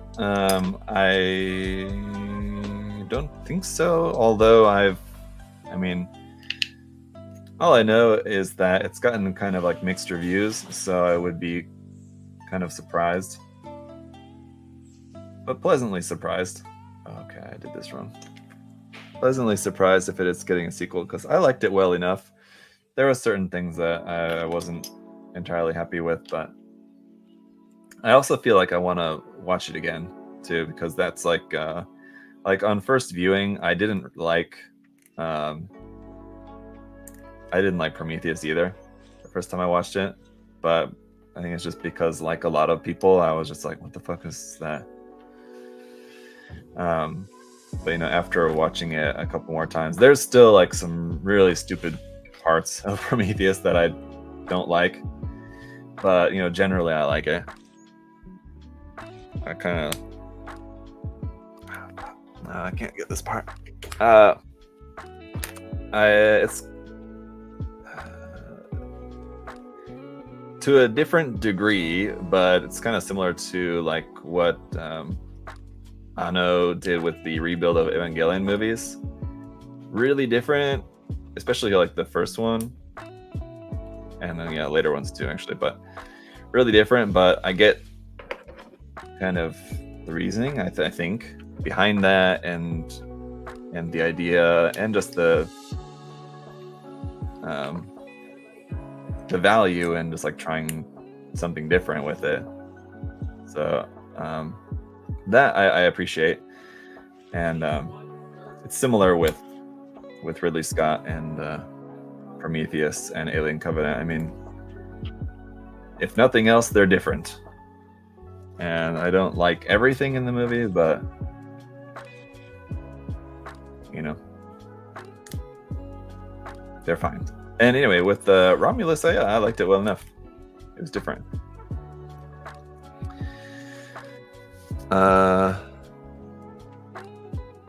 Not offensive. That's about it. Yeah, slightly worse than Alien 3. I mean, I don't know. There's a lot of mixed opinions about Alien 3 as well, but I think like as time goes by, a lot more people are kind of coming around to Alien 3, where you know a lot of people didn't like it at first. A lot of people still didn't like it for a long time, but it does seem like there's quite a lot of people that have like come around to it more recently. I've always kind of been a fan of Alien 3. I never really had any kind of problem with it. It wasn't my favorite of the series, but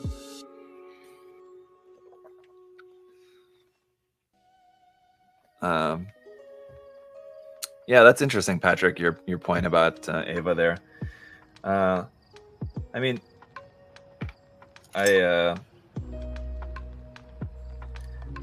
yeah, I think I don't know.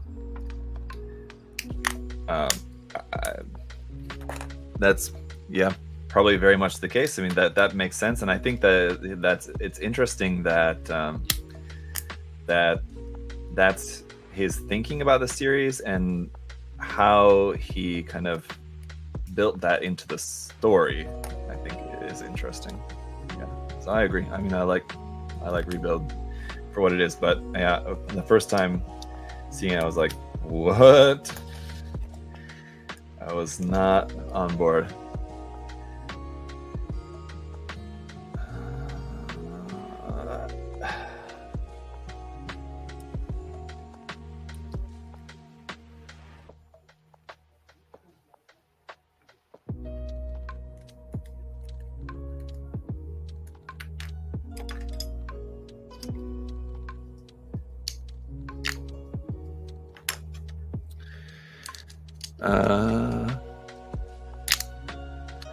I just saw a short clip of Zaku ability type in anime action. Wow, it looks so cool. I want their HG kits now.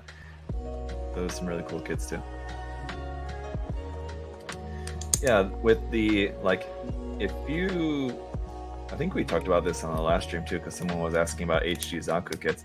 If you want, like, if you're in the market for an HG Zaku kit, you're just blessed with a lot of great options. Mostly thanks to, mostly thanks to the Origin line. But even the just regular HGUC, not the Origin kits, but the regular HGUC kits are also pretty nice. Not so much like the old HGUC, like Zaku 1, Zaku 2. They're fine, especially the Zaku 2. The Zaku 1. The original HGUC Zaku 2 is kind of like, not that great. But the 1.0 Zaku, it's not only the 1.0, it's the only Zaku 1 HGUC kit. I mean, it is really nice. For its age, anyway, I guess I should say. So, yeah, you've got, obviously, the Revive Zaku 2 is great, and anything from the Origin series, where with those, you've got all sorts of Zaku 1s, Zaku 2s, and everything else in between, different variations and all that, high ability types and everything, so lots of good options to choose from. Okay, so here's our cannons for the back, these folding Gatling guns, pretty cool. I like that they're big, but not like ridiculously oversized, but like a good size for them. And then like compared to the mecha here, let's see, I'm gonna go ahead and put these on the backpack and we'll take a look here. So this would be the completed kit as it is.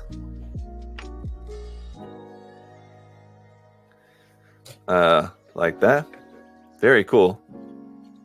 I'm glad that we were able to finish it in one sitting here. I didn't have to finish it off screen, but you guys could see the completion of that. There's those cannons, and then see how they can fold up and over the shoulder. There, like that. Very nice. And yeah, it's pretty solid. definitely. So nice, yeah.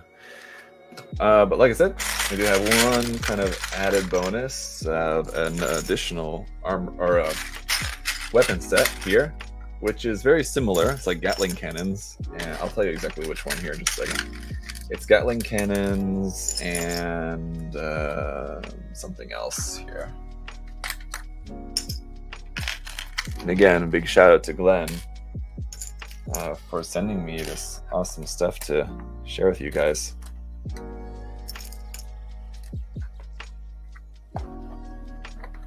All right.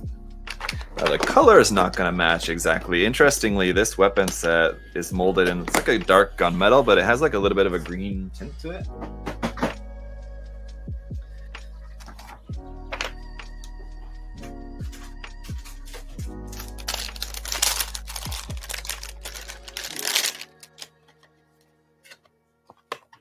All right. So it's this weapon set here. This one, weapon unit 008, the back unit there, which is the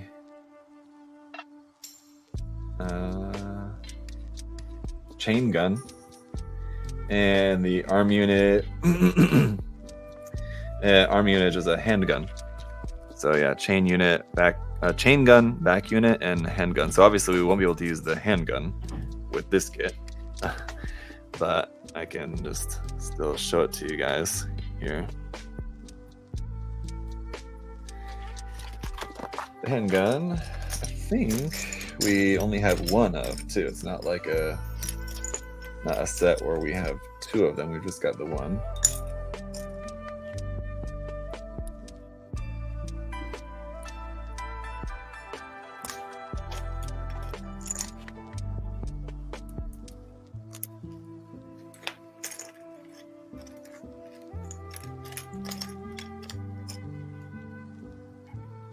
There's just a couple of parts here for that, so that's it. Just a couple of parts there for the handgun.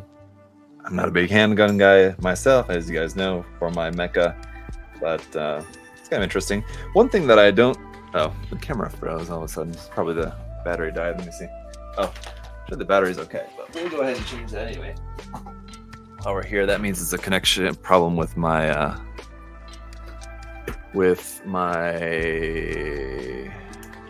whatever.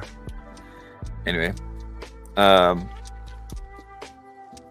one of the things that I've always found a little bit odd, kind of why I don't like some of the designs of, well, actually a lot of the handheld weaponry in the Armored Core series, is that because like it just seems like incredibly unbalanced.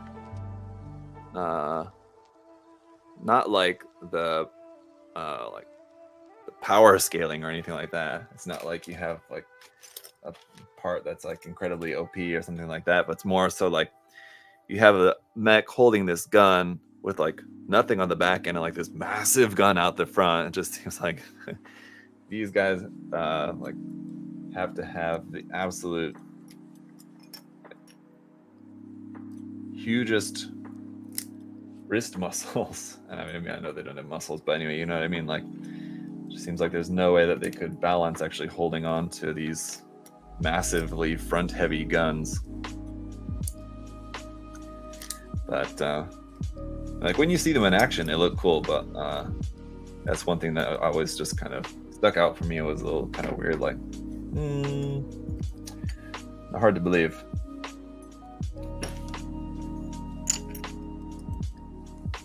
But what's that?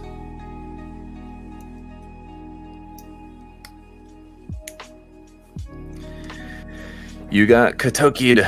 Handgun is the AC setting. Is this AC setting is a backup weapon instead of primary stored inside the belly? On this armor core? How would it use a handgun though, without having, you know, hands?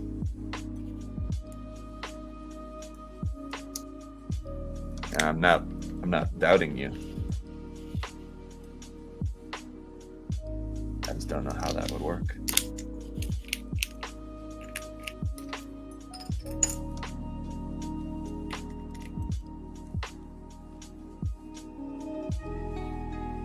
Also, man, talk about a mess of instructions. Have a look at this. So here's the handgun, you know, pretty simple. It's a couple of parts. And then this gun, like, whoa, what a mess. Yeah. So, again, it's not difficult.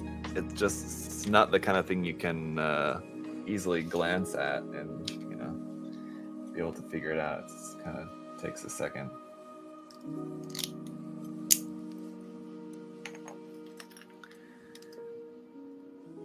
Armor core weapons have to reload. How do you insert the clip magic? Yeah. All right, let's see. So this part goes on here. All right, we got that. Yeah, okay.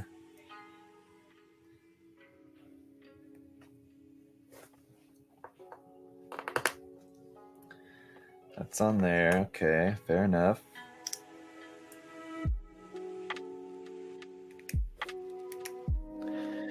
This is where the fun begins. Yeah, no, this is where I'm getting ready to be done with this build. That will be done here in just a moment. So, yeah, as we're going to be wrapping up here momentarily. Again, thanks to you guys for coming, hanging out, checking out this build. If you have any other further questions about it, let me know. Otherwise, I think it's just kind of more of a situation where, like you guys were saying earlier, there's not too much coverage about these kits and this kit in particular on YouTube. So it'll just be probably, you know, not to assume anything, but it'll probably just be cool to see, you know, just to see some coverage of this kit here on YouTube.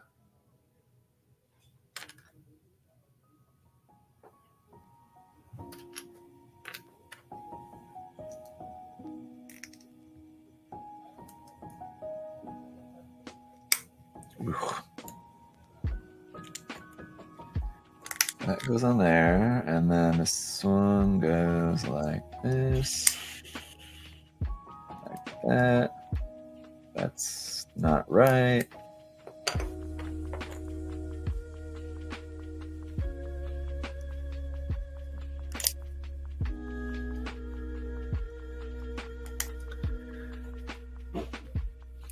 That's it. That's the stream. What?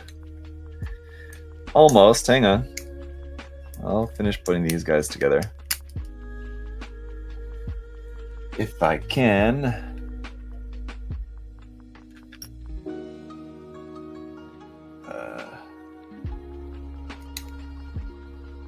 Do one of these go on each side? Yes. Okay.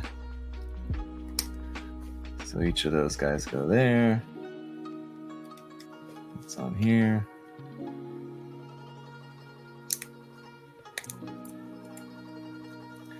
So, I mean, ultimately, yeah, it's just like looking at the construction, it's just like a big mess of parts.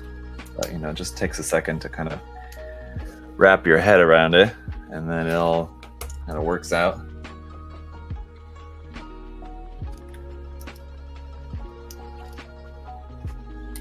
Especially because you have building the Gatling guns that were included with this kit, it was just everything's ×2. It's real easy. It's just with this one, the left and the right side are slightly different, so just kind of takes a little bit more focus. Make sure you have everything on the right side.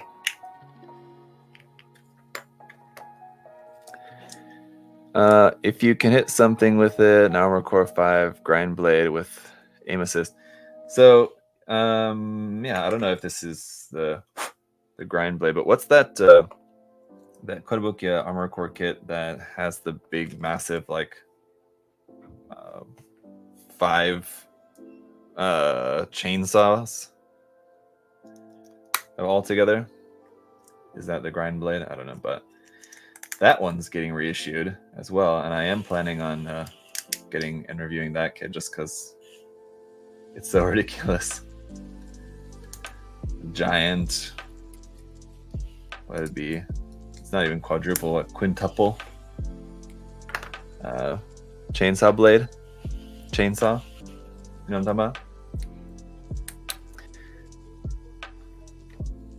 Takes me back to Blade Liger instructions. Yeah. The some of the Zoids kits, the instructions can also be a little intimidating at times, especially on the larger kits, because I think it's just in an effort to not have the manuals to be so long, so many pages. So they kind of sometimes opt to just cram a lot onto a single page. And so here's how that looks. And just to show you then now how this is going to look on the kit, if we wanted to swap one for the other, just going to go on there like that. And let me see here. Yeah. All right. So yeah, like that on there. Pretty cool option. I mean, the peg in here is slightly too short. It's kind of like gonna be popping out a little easily if you mess with it too much, but that works like that. And then in comparison to the kit, they're very similar in size. And I would assume, you know, again, with having very little background knowledge of the game, I would assume that these are very similar in terms of like how they operate in game, in terms of like their power ranking and everything like that. Like the capability of these two different weapons, I would imagine would be very comparable one to the other. The folding one is cool, I will say, but I do like this drum design here on this one, and these being asymmetrical, I do like as well. So I mean, I like these a lot as well. The folding aspect is cool though too. So yeah. Anyway, so yeah, that's it for the stream, guys. I'm gonna go work on some Armored Core reviews for you guys. In the meantime, yeah, I still unfortunately do not have where did I put the handgun? I tossed it in there. I still unfortunately do not have the new Bandai kits, but when I do, we'll build those. We'll check those out. Those being in the 30 minutes missions line will be undoubtedly a much faster construction process compared to these kits. And then, yeah, looking forward to checking out the Kotobukiya, those larger ones that they're coming out with too will be cool. So should be interesting. Over the years, haven't had a whole bunch of Armored Core content here on the channel, and as I said before, mostly it's just due to the fact that just design-wise, a lot of the designs just don't really appeal that much to me. But there are a few that do, and so happy to take a look at these. And then yeah, these two that were sent to me by Glenn to check out, I actually quite like. Quite interesting indeed. So very cool. All right, I'm gonna work on the reviews, guys, and I'll see you next week with another live build of something. Probably gonna be the Motoroid Titanomachia Edelstein. We'll live build next week. At least that. Anything else? I'm not sure yet, but I will let you know. So till then, bye guys.